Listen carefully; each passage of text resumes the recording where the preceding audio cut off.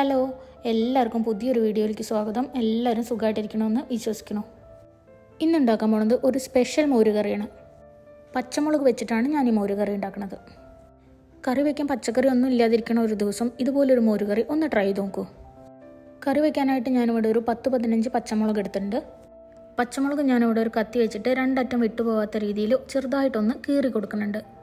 മുളകിൻ്റെ ഉള്ളിലേക്ക് ഉപ്പും പുളിയും എല്ലാം കയറാൻ വേണ്ടിയിട്ടാണ് നമ്മളിങ്ങനെ ചെയ്യണത്. ഉപ്പും പുളിയെല്ലാം മുളകിൽ പിടിച്ചാലാണ് ഈ മുളകിന് കൂടുതൽ ടേസ്റ്റ് ഉണ്ടാവുള്ളൂ. അധികം എരിവില്ലാത്ത മുളകാണ് ഞാനിവിടെ എടുത്തിട്ടുള്ളത്. നല്ല എരിവുള്ള മുളകാണെങ്കിൽ ഇത്ര അധികം മുളക് എടുക്കണമെന്നില്ല. എടുത്തു വെച്ചിട്ടുള്ള എല്ലാ മുളകും നമുക്കിതുപോലെ ഒന്ന് കീറിയിട്ടെടുക്കാം. എല്ലാ മുളകും ഇതുപോലെ നടു കീറിയിട്ട് റെഡിയാക്കി വെച്ചിട്ടുണ്ട്. പിന്നെ ഞാനിവിടെ എടുത്തിട്ടുള്ളത് പുളിയുള്ള 1 കപ്പ് തൈരാണ്. ഇനി വേണ്ടത് ഒരു 2 ടേബിൾ സ്പൂൺ ചിരകിയ തേങ്ങ, പിന്നെ ആ തേങ്ങയുടെ കൂട്ടത്തിൽ അരയ്ക്കാനായിട്ട് ഒരു 1/4 ടീസ്പൂൺ ജീരകം, ഒരു 1/4 ടീസ്പൂൺ കുരുമുളക്, പിന്നെ ഒരു പച്ചമുളക്. കറിക്കെടുത്ത മുളക് അധികം എരിവില്ലാത്തതുകൊണ്ടാണ് ഞാൻ ഈ പച്ചമുളക് എടുത്തത്. നിങ്ങളെടുക്കുന്ന മുളക് എരിവുള്ളതാണെങ്കിൽ ഈ പച്ചമുളക് ഒഴിവാക്കാം. ഇനി നമുക്കൊരു മിക്സഡ് ജാർ എടുത്ത് അതിലേക്ക് ഈ തൈര്, എടുത്തു വെച്ചിട്ടുള്ള തേങ്ങ, പച്ചമുളക്, കുരുമുളക്, ജീരകം എല്ലാം കൂടെ ഇട്ടിട്ട് നന്നായിട്ടൊന്ന് അരച്ചെടുക്കണം. ഞാനിവിടെ എല്ലാം കൂടെ നന്നായിട്ട് അരച്ചെടുത്തിട്ടുണ്ട്. ഇനി നമുക്ക് കറി ഉണ്ടാക്കാൻ തുടങ്ങാം. അതിനായിട്ട് ഞാനിവിടെ ഒരു പാൻ അടുപ്പിൽ വെച്ച് ചൂടാക്കി അതിലേക്ക് വെളിച്ചെണ്ണ ഒഴിച്ചു കൊടുത്തു. വെളിച്ചെണ്ണ നന്നായി ചൂടായി വന്ന് ഒരു 1/4 ടീസ്പൂൺ കടുക് ചേർത്ത് കൊടുക്കണം. കടുക് എണ്ണയിൽ കിടന്ന് പൊട്ടി പാകമായി വരുമ്പോൾ ഒരു 1/4 ടീസ്പൂൺ ഉലുവയും കൂടെ ചേർക്കാം.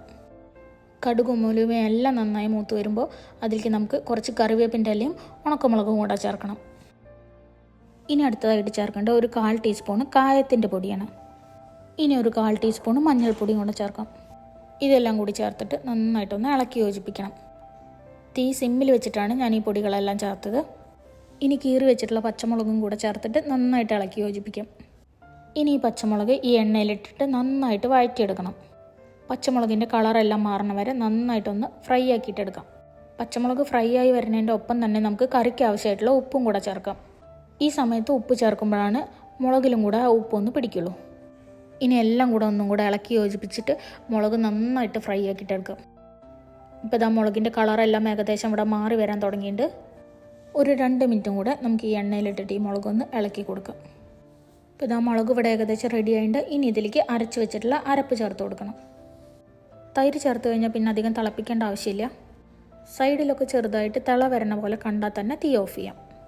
ഇവിടെ UAE-യിൽ കിട്ടുന്ന തൈരൊക്കെ തിളപ്പിക്കുമ്പോഴത്തേനും പിരിഞ്ഞു പോകാറുണ്ട്. അതുകൊണ്ട് തന്നെ ഞാനിവിടെ തൈര് വെച്ചിട്ട് കറികൾ ഉണ്ടാക്കുമ്പോൾ അധികം തിളപ്പിക്കാറില്ല. ഇത്രയേ ഉള്ളൂ പണി. നല്ല അടിപൊളി ടേസ്റ്റ് ആയിട്ടുള്ള പച്ചമുളക് മോരുകറി ഇവിടെ റെഡി ആയിട്ടുണ്ട്. നല്ല മട്ടരി ചോറിൻ്റെ കൂടെയൊക്കെ നല്ല അടിപൊളി കറിയാണ് കേട്ടോ ഇത്. ഇതുപോലെ നിങ്ങൾ ആരെങ്കിലും മോരുകറി ഉണ്ടാക്കിയിട്ടുണ്ടോ എന്നുള്ളത് താഴെ കമൻറ്റ് ചെയ്യണേ. ഇതുവരെ ഇതുപോലെ ഉണ്ടാക്കി നോക്കാത്ത ആൾക്കാർ ഒരു പ്രാവശ്യം ഒന്ന് ഉണ്ടാക്കി നോക്കൂ.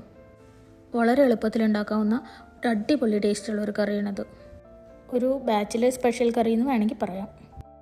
വീഡിയോ ഇഷ്ടപ്പെടുകയാണെങ്കിൽ ലൈക്ക് ചെയ്യാനും ഷെയർ ചെയ്യാനും കമൻറ്റ് ചെയ്യാനും മറക്കരുത് കേട്ടോ. അപ്പോൾ ഇനി പുതിയൊരു വീഡിയോയിൽ വീണ്ടും കാണുന്നവരെ ബൈ.